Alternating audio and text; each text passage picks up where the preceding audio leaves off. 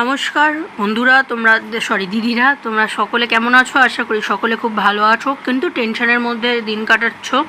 কারণ অনেকে আমাকে অনেক রকম কমেন্ট করছো, সেই কমেন্টের উত্তর দিতে আজকে আমি চলে এসেছি এখানেতে তোমাদের সাথে কথা বলতে।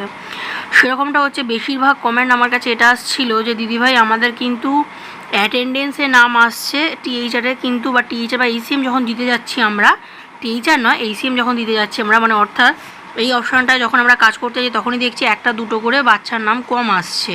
ঠিক আছে, এই সমস্যা তোমাদের অনেকেরই হচ্ছে, অনেকে প্রেগনেন্ট মায়ের নাম কম আসছে বা অনেকের বাচ্চার নাম কম আসছে, এই সমস্যাটা দেখা যাচ্ছে। কিন্তু অ্যাটেন্ডেন্সে কিন্তু যথাযথ তোমরা বাচ্চার নাম দেখতে পাচ্ছ যেমনটা আগে পেতে।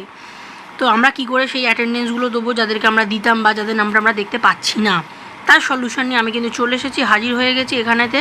তো চলো কথা না বাড়িয়ে শুরু করা যাক এবং তোমাদেরকে দেখিয়ে দিই আমি কি করে তোমরা খুব অনায়াসেতেই এখান থেকে নাম পেয়ে যাবে। যে সমস্ত নাম তোমরা লিস্টে দেখতে পাচ্ছ না সেরকম একটি নাম তোমরা কি করে এখান থেকে পেয়ে যাবে সেটা আমি তোমাদেরকে দেখিয়ে দেবো। তার জন্য আমাকে আগে কি করতে হবে, তোমাদেরকে প্রমাণ দেখাতে হবে যে অ্যাটেন্ডেন্সে নামটি আছে একটি বাচ্চার, সেটা কিন্তু টিএইচআর বা এইচসিএমের ঘরে নেই। তারপরে সেটাকে আমি খুঁজে দেখাচ্ছি তোমাদেরকে, ঠিক আছে? আমি অ্যাটেন্ডেন্সের ঘরটা ক্লিক করলাম। ক্লিক করার পর এখান থেকে এই যে অ্যাটেন্ডেন্স এইখানটা যে অ্যারো চিহ্নটা আছে এখানে চলে এলাম, এটা ক্লিক করে ফেললাম। করার পরে দেখো একদম নিচের দিকে এই নামটি লক্ষ্য করবে। এই যে নামটি আমি তোমাদের দেখিয়ে দিচ্ছি, তৃষিতা শাসমল বলে নামটি আছে। এই নামটি কিন্তু তোমরা টিএইচআর বা এইচসিএমের ঘরে দেখতে পাবে না। নামটা মনে রাখবে, তৃষিতা শাসমল, ঠিক আছে? আমি ব্যাক করলাম এখান থেকে, একদম অ্যাটেন্ডেন্সের ঘর ব্যাক করছি, করে এখান থেকে টিএইচআর বা এইচসিএমের ঘরটা আমি ওপেন করে নিলাম। ওপেন করে নেওয়ার পরে আমরা অ্যাটেন্ডেন্স দিই কাদেরকে? তোমরা সকলেই জানো 3 থেকে 6 বছরের বাচ্চাদেরই আমরা অ্যাটেন্ডেন্স দিয়ে থাকি। তাই তাদের সেই ঘরটাই আমরা সেকশনটা খুলবো। সেকশনটা খুলে দেওয়ার পরে দেখো আমি সমস্ত নাম তুলছি, আস্তে আস্তে করে তুলছি। তোমরা দেখতে পাচ্ছ এখানেতে কিন্তু ওই নামটি কিন্তু দেখাচ্ছে না।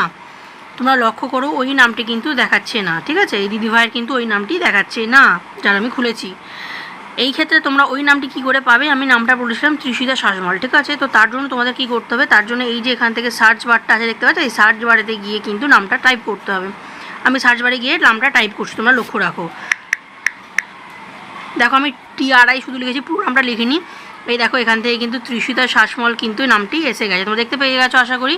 তোমরা দেখে নাও এখান থেকে নামটি কিন্তু এসে গেছে এখানেতে, ঠিক আছে? তো এরকমভাবে তোমরা যে নামগুলো খুঁজে পাবে না সেই নামগুলো সার্চ বারে আসবে, সার্চ বার থেকে টাইপ করবে, করলেই তোমরা নামটা কিন্তু পেয়ে যাবে। এবার তোমরা বলবে এরকমটা হওয়ার কারণটা কি? দুটো কারণ। একটা কারণ হচ্ছে যে টেকনিক্যাল একটু ফল্ট দেখা যাচ্ছে। টেকনিক্যাল ফল্ট দেখা যাওয়ার কারণে এই সমস্যাটা দেখা যাচ্ছে।